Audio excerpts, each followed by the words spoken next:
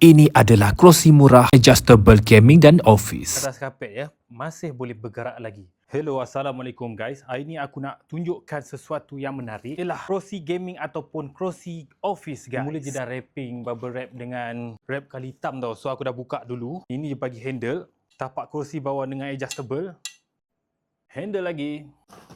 Kaki, tapak roda dia. Tempat masuk. Headrest, boleh adjust. Handrest bahagian roda dia asingkan dalam plastik yang manual. Ikut panduan ini, sangat penting. Ini seat dia. Sponge pun sedap diduduk selesa menggunakan kain fabric. Ini tempat sandar dia guys.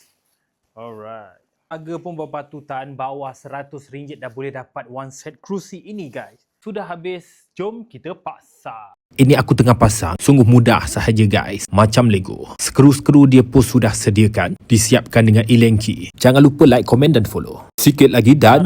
Sudah pun siap guys. Ini rupanya guys. So, okay, selesa. Dengan harga bawah 100 ini, ada tempat sandar dan boleh adjust. Dia boleh naik turun. Handrest pun boleh naik guys. Nak keluar kat sini ke jika ruang sempit, masuk balik kat ruang yang sama dan turun balik handrest ni. Punya kain fabric dia selesa lah guys.